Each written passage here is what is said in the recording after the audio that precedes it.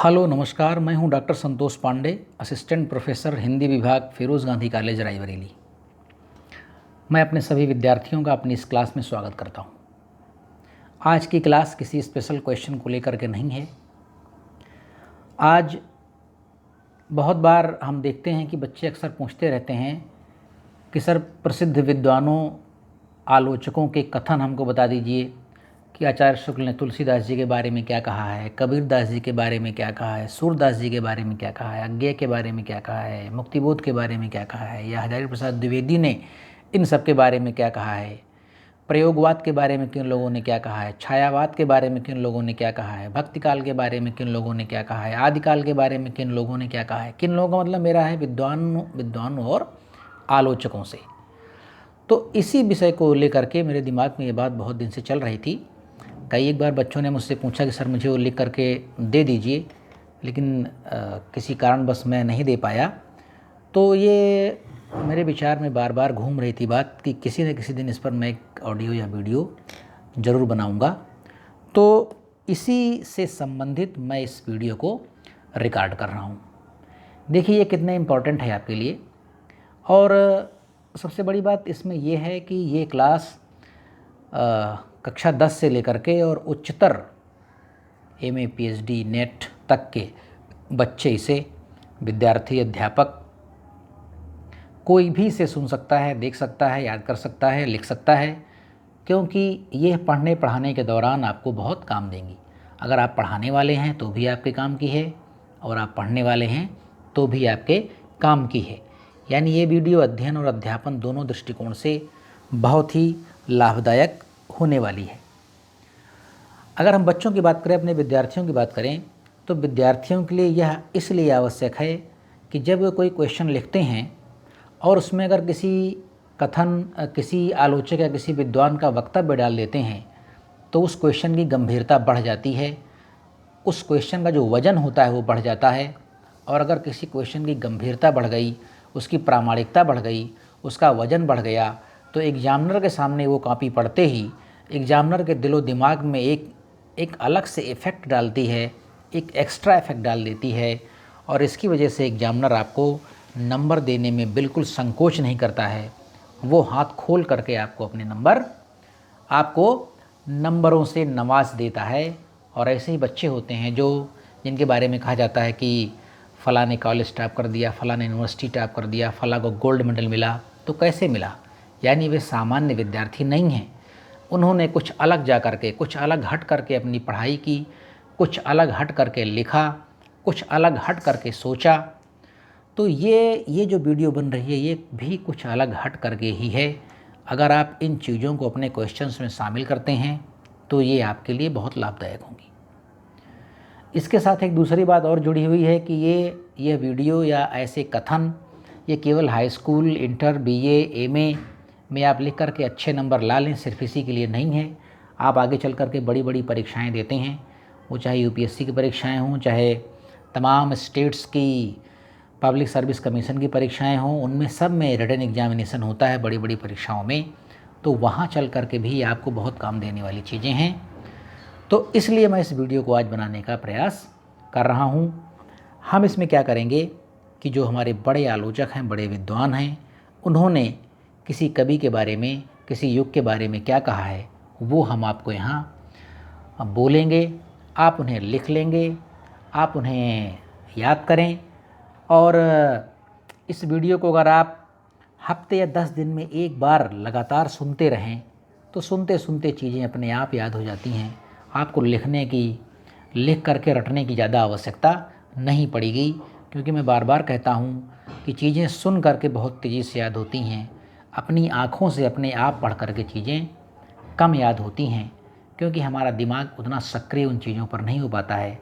लेकिन राह चलते सुनते रहिए, हफ्ते 10 दिन में एक बार सुनते रहें अगर आप इस तरह के लेक्चर्स या वीडियो या क्लासेज, तो आपके दिमाग में ऑटोमेटिक वो पेस्ट होती रहेंगी और आपको जीवन पर्यंत कभी वे भूलेंगी नहीं। ठीक है, तो चलिए हम प्रारंभ करते हैं। सबसे पहले हम ले रहे हैं कबीरदास जी को, कि कबीरदास जी पर बड़े विद्वानों ने या बड़े आलोचकों ने अपनी बातें किस तरह से कही हैं। हाँ, इसमें एक बात आप ज़रूर ध्यान रखेंगे कि हो सकता है मैं कबीर पर आचार्य शुक्ल के कथन को लिखा रहा हूँ और फिर उसके बाद मैंने लिखाना शुरू कर दिया आचार्य हजारी प्रसाद द्विवेदी के कथन को। तो हो सकता है कि शुक्ल जी के कथन लिखाने के बाद अगर कोई कथन मुझे फिर भी मिलता है बीच में तो फिर मैं उसे आगे दोबारा फिर लिखा सकता हूँ। आप इस चक्कर में मत रहिएगा कि आचार्य शुक्ल का कथन मैंने लिखा दिया है तो बस अब आचार्य शुक्ल ने इसके अलावा और कुछ नहीं कहा है। आचार्य शुक्ल ने या किसी विद्वान ने किसी कवि के बारे में पूरी की पूरी किताब लिखी है, तो इसलिए वह बीच बीच में हो सकता है वो रिपीट होते रहें। आचार्य शुक्ल रिपीट हो सकते हैं, रिपीट हो जाएं, आचार्य हजारी प्रसाद द्विवेदी हो सकता है रिपीट हो जाएं, तो इससे आपको दिक्कत नहीं है, कोई कथन रिपीट नहीं होगा। तो ये आप थोड़ा ध्यान रखेंगे, ठीक है। तो चलिए सबसे पहले हम प्रारंभ करते हैं कबीरदास के बारे में। आचार्य रामचंद्र शुक्ल ने कबीरदास के बारे में कौन कौन से प्रमुख कथन या वक्तव्य कहे हैं, हम पहले इसको लिखेंगे। चलिए लिखिए। आप हेडिंग डालेंगे आचार्य रामचंद्र शुक्ल, पहले ऊपर हेडिंग डाल देंगे आप कबीर, और फिर लिखेंगे कबीर के बारे में प्रसिद्ध कथन या कबीर के बारे में विद्वानों एवं आलोचकों के प्रसिद्ध कथन। फिर उसके नीचे लिखेंगे आचार्य शुक्ल के वक्तव्य और कथन। आचार्य शुक्ल के वक्तव्य और कथन। पढ़ने पढ़ाने की स्टाइल शैली वही रहेगी कि मैं यहाँ से आपको नोट्स दूंगा, आप उन्हें लिखेंगे और जहाँ कहीं आवश्यकता होगी मैं उसे व्याख्यायित करता हुआ चलूँगा। अगर कोई शब्द ऐसा आता है जिसके बारे में कन्फ्यूजन है आपको, आप ना जानते होंगे, तो मैं खुद उसे एक्सप्लेन करता रहूँगा। तो चलिए लिखते हैं हम आचार्य शुक्ल का वक्तव्य और कथन। ये सारे कथन आपको इन्वर्टेड कामा में लिखने हैं, हम बार बार आपको ना बताएंगे, आप स्वयं इन्वर्टेड कामा अपना लगा लेंगे, ठीक है। चलिए लिखते हैं पहला, और एक जब पूरा हो जाए एक कथन तो उसके बाद एक लाइन छोड़ करके फिर आप दूसरा कथन लिखेंगे, तो थोड़ा स्पेस रहता है तो दिमाग को सुकून मिलता है उसको देखने में और पढ़ने में। चलिए लिखते हैं पहला। शुक्ल जी लिखते हैं कबीर के बारे में कि कबीर ने अपनी झाड़ फटकार के द्वारा, कबीर ने अपनी झाड़ फटकार के द्वारा हिंदुओं और मुसलमानों का कट्टरपन दूर करने का प्रयास किया। हिंदुओं और मुसलमानों का कट्टरपन दूर करने का प्रयास किया। वह अधिकतर चिढ़ाने वाला सिद्ध हुआ। वह अधिकतर चिढ़ाने वाला सिद्ध हुआ।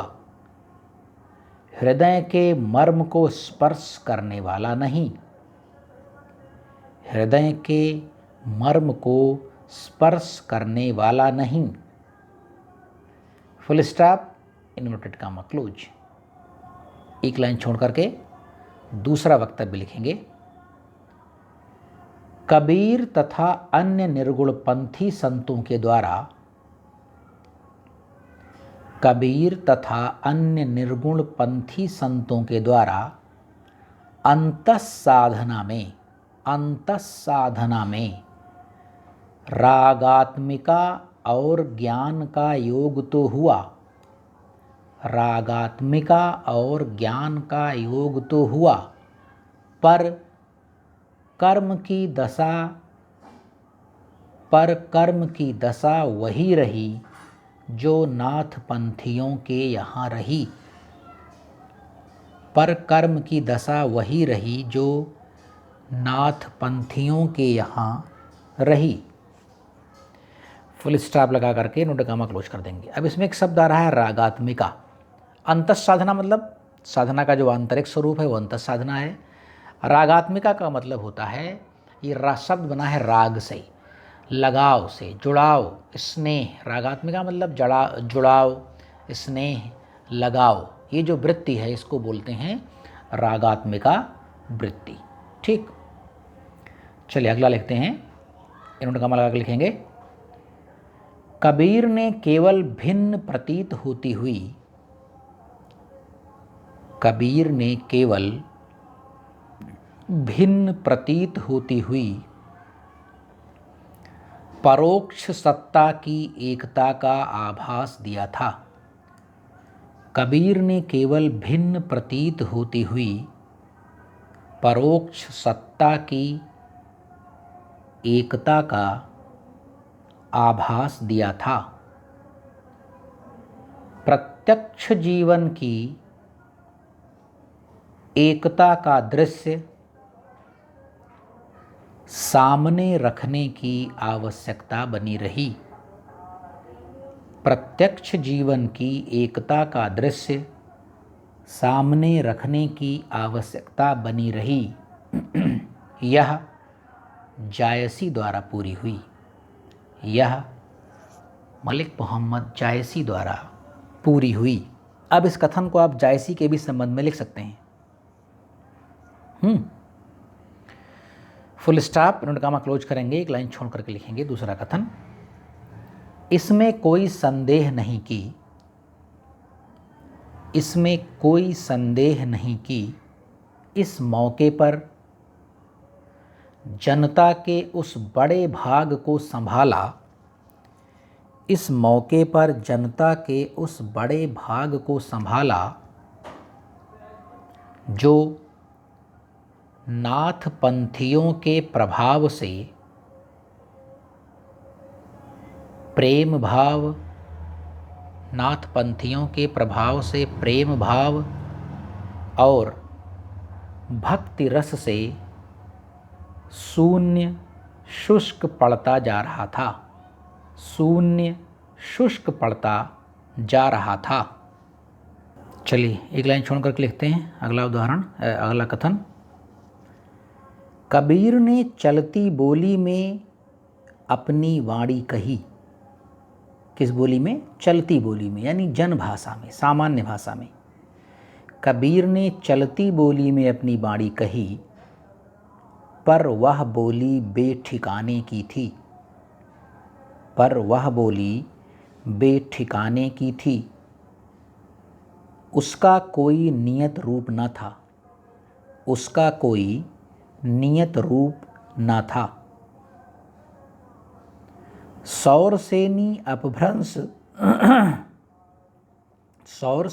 अपभ्रंश या नागर अपभ्रंश का जो सामान्य रूप, सौरसेनी अपभ्रंश या नागर अपभ्रंश का जो सामान्य रूप साहित्य के लिए स्वीकृत था, उससे कबीर का लगाव न था। उससे कबीर का लगाव न था। देखिए, सौरसेनी अपभ्रंश या नागर अपभ्रंश ये उस समय की तत्कालीन प्रचलित भाषाएं थीं। उससे कबीर का लगाव न था। उन्होंने नाथपंथियों की सधुक्कड़ी भाषा का व्यवहार किया। उन्होंने नाथपंथियों की सधुक्कड़ी भाषा का व्यवहार किया, जिसमें खड़ी बोली के बीच राजस्थानी और पंजाबी का मेल था। ठीक, सधुक्कड़ी भाषा का व्यवहार किया, इसमें क्या था? खड़ी बोली के बीच राजस्थानी और पंजाबी का मेल था सधुक्कड़ी भाषा में, जिसमें खड़ी बोली के बीच राजस्थानी और पंजाबी का मेल था। चलिए नेक्स्ट लिखेंगे अब हम डॉक्टर राम कुमार वर्मा। डॉक्टर राम कुमार वर्मा ने कबीर के बारे में किस प्रकार के कथन और वक्तव्य दिए हैं, हम लिखेंगे। डॉक्टर राम कुमार वर्मा लिखेंगे पहला, नोट का लगा के लिखेंगे। कबीर ने पिंगल और अलंकार के आधार पर, कबीर ने पिंगल और अलंकार के आधार पर, पिंगल ये कविता रचने की एक शैली है, डिंगल और पिंगल, ठीक है। पिंगल का मतलब कि पिंगल और डिंगल दो प्रकार की शैलियाँ थीं। पिंगल से क्या मतलब है और डिंगल से क्या मतलब है, मैं आपको पहले समझा दूं। देखिए, ये डिंगल और पिंगल क्या है, ये दोनों भाषाएं नहीं हैं, बल्कि ये हैं शैलियाँ। काव्य लिखने की ये दो शैलियाँ थी। ये प्रायः आदिकाल में ही इनका प्रयोग हुआ, उसके बाद इनका प्रयोग नहीं हुआ। होता क्या है कि डिंगल हम उस भाषा को कहते हैं जिसमें राजस्थानी, जो साहित्यिक राजस्थानी भाषा है, जिस भाषा में राजस्थान की जिस भाषा में साहित्य लिखा जाता है, उसमें अगर हम खड़ी बोलियों को मिला देते हैं तो उसे कहते हैं हम डिंगल, ठीक। लेकिन अगर उसी में हम ब्रज भाषा को मिला देते हैं तो क्या कहते हैं हम पिंगल, ठीक। बस इतना ही आप मोटा मोटा ये समझिए कि अगर राजस्थानी में खड़ी बोली को मिलाकर रचना की जाती है तो वो डिंगल कहलाती है, और राजस्थानी में अगर ब्रज को मिला दिया जाता है तो वो कहलाती है पिंगल। तो आपने क्या लिखा डॉक्टर राम कुमार वर्मा का कि कबीर ने पिंगल और अलंकार के आधार पर काव्य रचना नहीं की, तथापि इनकी काव्यानुभूति इतनी उत्कृष्ट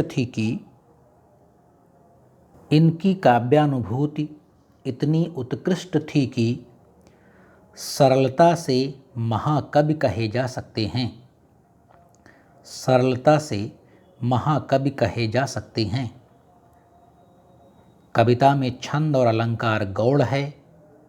कविता में छंद और अलंकार गौड़ है। गौड़ का मतलब होता है प्रमुख ना होना, दबा होना, छुपा होना, साइड में होना, कम महत्वपूर्ण का होना, ठीक।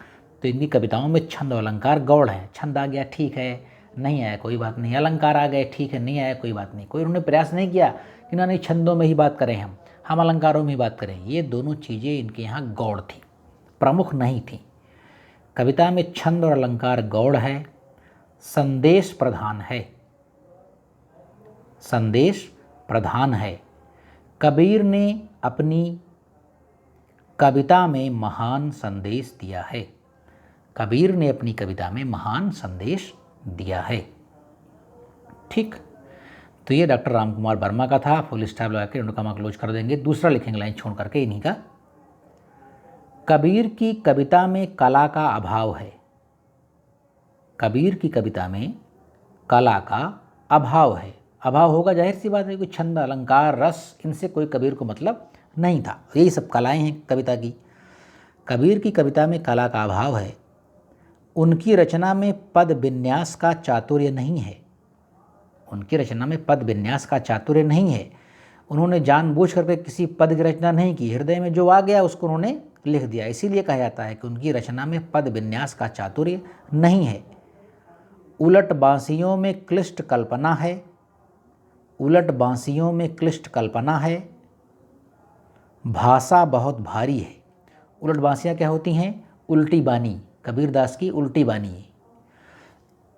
तो जहाँ पर आपको लगे कि कबीरदास उल्टा बोल रहे हैं उसको आप बोलेंगे उलट बांसी। जैसे कबीरदास ये कहे कि मछली पेड़ पर चढ़ गई, तो ये क्या है? कबीरदास की उलट बांसी है, ठीक। उलट बांसियों में क्लिष्ट कल्पना है। भाषा बहुत भारी है। वे एक भावुक और स्पष्टवादी व्यक्ति थे। वे एक भावुक और स्पष्टवादी व्यक्ति थे और उन्होंने प्रतिभा के प्रयोग से अपने संदेश को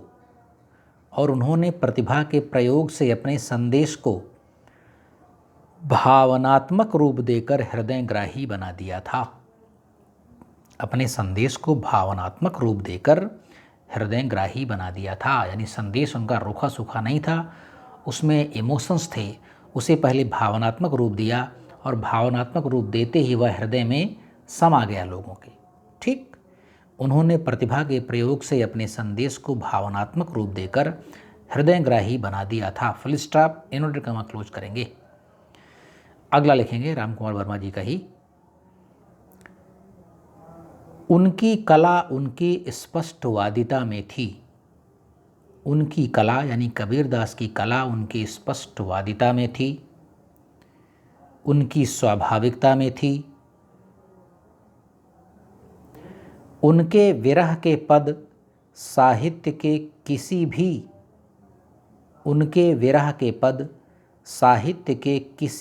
उत्कृष्ट कवि के पदों से हीन नहीं हैं। उनके विरह के पद साहित्य के किसी भी उत्कृष्ट कवि के पदों से हीन नहीं हैं, ठीक। चलिए फुल स्टॉप लगाइए, नोट कॉमा क्लोज कर दीजिए। चलिए अब अगले विद्वान को लेते हैं हम, आचार्य हजारी प्रसाद द्विवेदी। आचार्य हजारी प्रसाद द्विवेदी। डैश करेंगे, नोट कॉमा में लिखेंगे 15वीं शताब्दी में कबीर 15वीं शताब्दी में कबीर सबसे शक्तिशाली और प्रभावोत्पादक व्यक्ति थे। 15वीं शताब्दी में कबीर सबसे शक्तिशाली और प्रभावोत्पादक व्यक्ति थे। संयोग से वे ऐसे युग संधि के समय उत्पन्न हुए थे। संयोग से वे ऐसे युग संधि के समय उत्पन्न हुए थे। युग संधि का मतलब क्या हुआ? जहाँ पर एक युग समाप्त होता है और दूसरा शुरू होता है, उसको बोलते हैं युग संधि। संयोग से वे ऐसे युग संधि के समय उत्पन्न हुए थे जिसे हम विविध धर्म साधनाओं और मनोभावनाओं का चौराहा कह सकते हैं। जिसे हम विविध धर्म साधनाओं और मनोभावनाओं का चौराहा कह सकते हैं। फुल स्टॉप नगमा क्लोज कर देंगे, एक लाइन छोड़कर लिखेंगे। दूसरा कथन, वह मुसलमान होकर भी मुसलमान नहीं थे। वह मुसलमान होकर भी मुसलमान नहीं थे। हिंदू होकर भी हिंदू नहीं थे। साधु होकर भी साधु नहीं थे। साधु होकर भी साधु नहीं थे। वे भगवान की ओर से सबसे न्यारे बनाकर भेजे गए थे।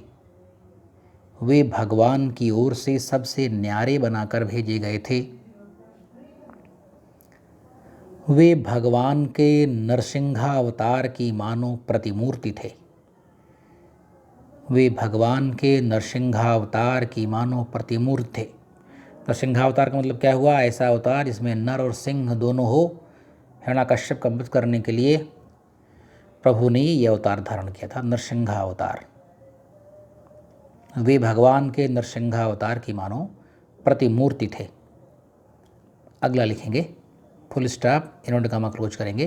अगला लिखेंगे, कबीर में एक प्रकार की घर फूंक मस्ती।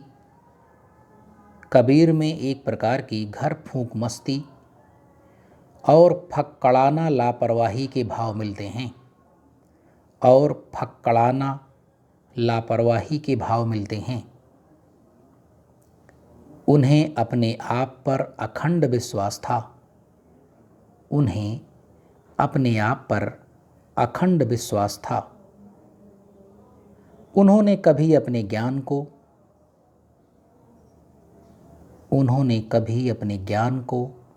अपने गुरु को, अपनी साधना को, अपने ज्ञान को, अपने गुरु को, अपनी साधना को संदेह की दृष्टि से नहीं देखा। संदेह की दृष्टि से नहीं देखा।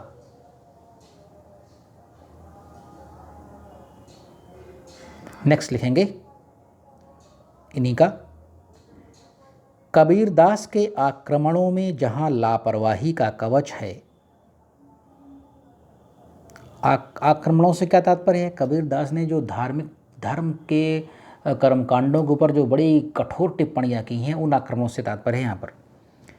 या किसी पर भी उन्होंने बड़ी कठोर टिप्पणियां की हैं, जिसे झाड़ फटकार कहते हैं शुक्ल जी।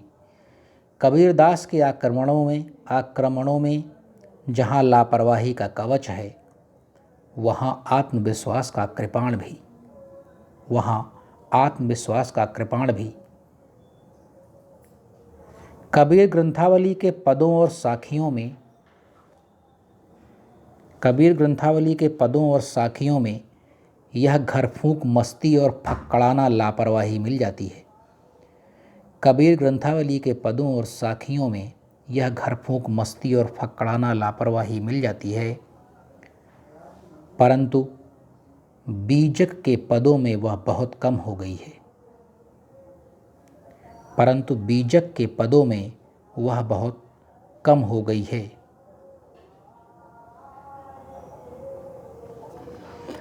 अगला लिखेंगे,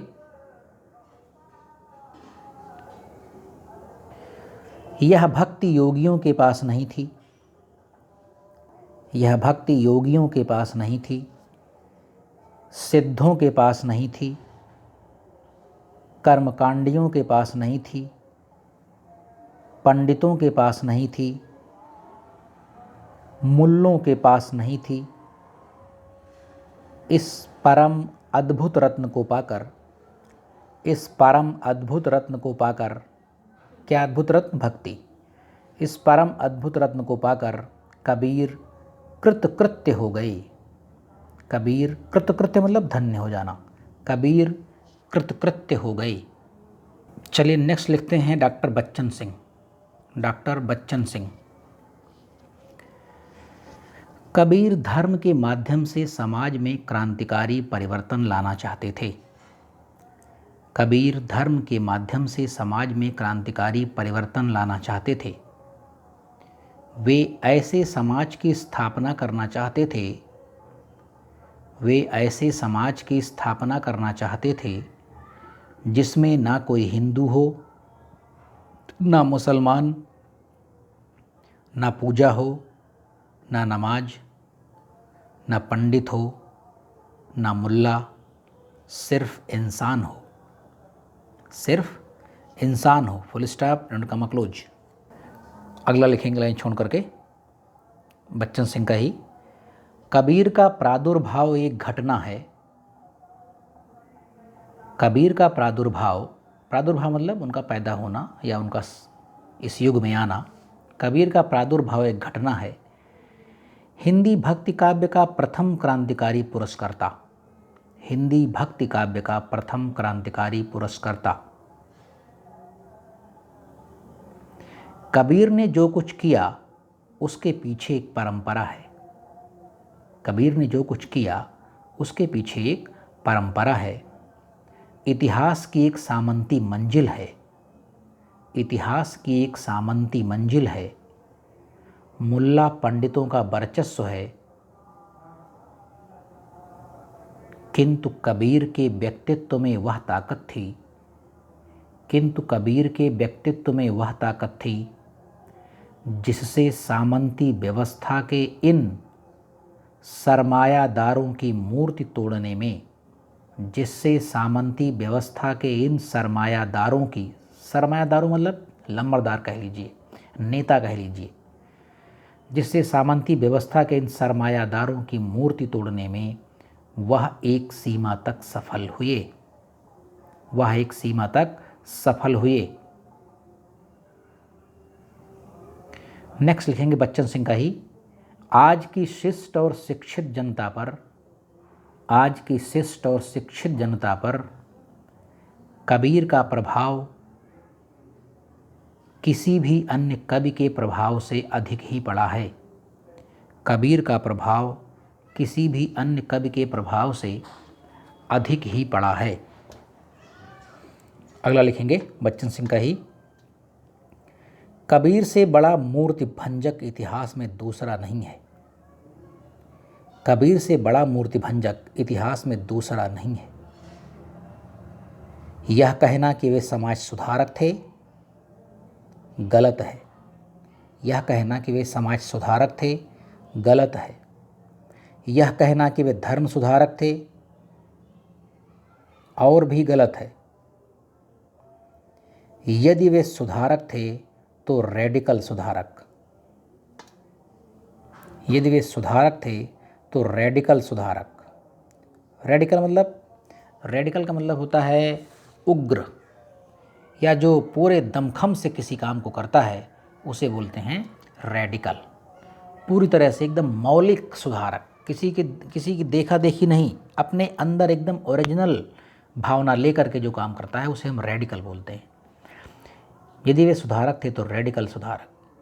वे धर्म के माध्यम से समाज में क्रांतिकारी परिवर्तन लाना चाहते थे।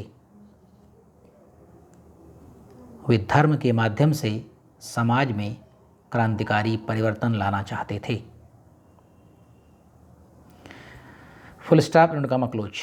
अगला लिखेंगे बच्चन सिंह का ही। सामंती समाज की जड़ता को तोड़ने का, सामंती समाज की जड़ता को तोड़ने का जितना काम अकेले कबीर ने किया,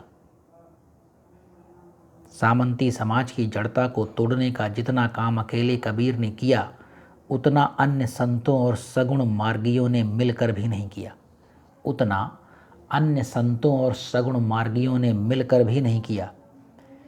उनकी चोटों की मार से, उनकी चोटों की मार से जातिवाद के संरक्षक, उनकी चोटों की मार से जातिवाद के संरक्षक पंडित और मौलवी समान रूप से दुखी हैं। कबीर सबसे अधिक आधुनिक और प्रासंगिक हैं। कबीर सबसे अधिक आधुनिक और प्रासंगिक हैं। नेक्स्ट लिखेंगे बच्चन सिंह का ही। कबीर ने मुख्यतः 4 स्थानों से चुने हैं।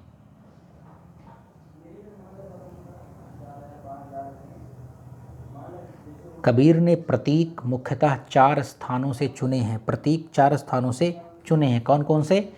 जीवन जगत से, हस्तकला उद्योग से, प्रकृति से और नाथपंथी योगियों से। और नाथपंथी योगियों से। नेक्स्ट लिखेंगे बच्चन सिंह का ही।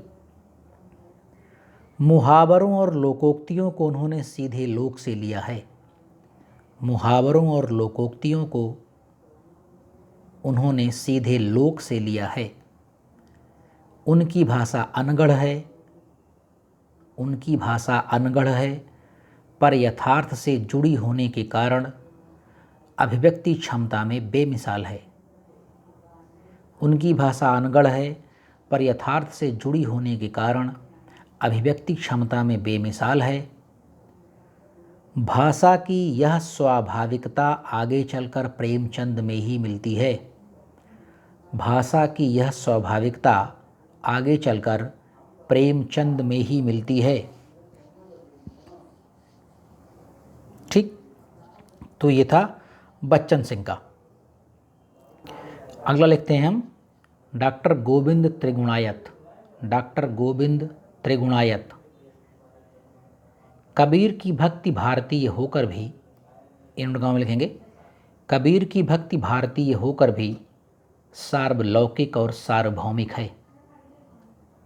सार्वलौकिक और सार्वभौमिक है। यह अत्यंत सहज और सरल होकर भी, यह अत्यंत सहज और सरल होकर भी खड्ग की धार के समान कठिन और कष्ट साध्य है। खड्ग माने तलवार, खड्ग की धार के समान कठिन और कष्ट साध्य है, यानी इसको साधना बड़ी कठिनता का काम है। इसमें सर्वत्र सदाचरण, सहजोपासना आदि पर विशेष जोर दिया गया है। इसमें सर्वत्र सदाचरण और सहजोपासना आदि पर विशेष जोर दिया गया है। सहजोपासना का तात्पर्य है जो उपासना बहुत आराम से की जा सके, वो है सहजोपासना। ठीक, चलिए आगे लिखते हैं। डॉक्टर पारसनाथ तिवारी। डॉक्टर पारसनाथ तिवारी। कबीर एक युग दृष्टा थे। इन्होंने कहाँ में लिखेंगे? कबीर एक युग दृष्टा थे। उनकी दृष्टि समग्र जीवन पर थी। उनकी दृष्टि समग्र जीवन पर थी और जीवन समाज का एक अंग है। और जीवन समाज का एक अंग है, इसलिए उसे भी वे अपनी दृष्टि से ओझल नहीं कर सके। इसलिए उसे भी वे अपनी दृष्टि से ओझल नहीं कर सके। ये था डॉक्टर पारसनाथ तिवारी का। अब हम लिखेंगे रविंद्रनाथ टैगोर का। रविंद्रनाथ टैगोर। कबीर जैसा रहस्यवादी, विश्व धर्म प्रवर्तक। कबीर जैसा रहस्यवादी, विश्व धर्म प्रवर्तक, मानव एकता का उन्नायक और निर्भीक समाज सुधारक कवि, और निर्भीक समाज सुधारक कवि बंगला भाषा में भी नहीं हुआ। बंगला भाषा में भी नहीं हुआ। चलिए अगला लिखते हैं हम। अब ये हम लिखेंगे किसका? डॉक्टर गणपति चंद्र गुप्त। डॉक्टर गणपति चंद्र गुप्त। धर्म के सामान्य तत्वों सत्य, अहिंसा, संयम, प्रेम, करुणा, सदाचार का पूरा समर्थन करते हुए सत्य, अहिंसा, संयम, प्रेम, करुणा, सदाचार का पूरा समर्थन करते हुए उन्होंने मतलब कबीर ने एक व्यापक धर्म की प्रतिष्ठा की, एक व्यापक धर्म की प्रतिष्ठा की। और अब अंत में हम लिखेंगे प्रोफेसर पुरुषोत्तम अग्रवाल। ये कबीर के बहुत बड़े विद्वान हैं आज की डेट में, प्रोफेसर पुरुषोत्तम अग्रवाल। कबीर की कविता में प्रखर सामाजिकता, कबीर की कविता में प्रखर सामाजिकता और नितांत निजी प्रेमानुभूति, और नितांत निजी प्रेमानुभूति तेल और पानी की तरह नहीं, तेल और पानी की तरह नहीं, जल और बूंद की तरह दिख पड़ती है, जल और बूंद की तरह दिख पड़ती है। कबीर की काव्य संवेदना, कबीर की काव्य संवेदना राम भावना, राम भावना, काम भावना और समाज भावना को, राम भावना, काम भावना और समाज भावना को एक साथ धारण करती है, एक साथ धारण करती है, एक साथ धारण करती है।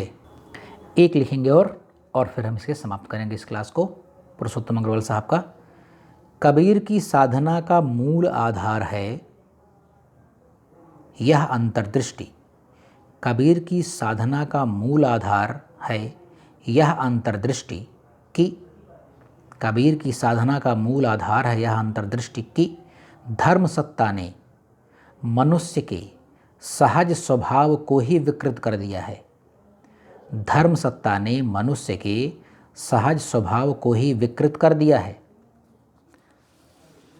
तो इस प्रकार से ये कबीर के संबंध में हमने विभिन्न विद्वानों के, जो बड़े विद्वान हैं, कबीर के अधिकारी विद्वान हैं, उन सब के हमने आपको कथन लिखवा दिए हैं।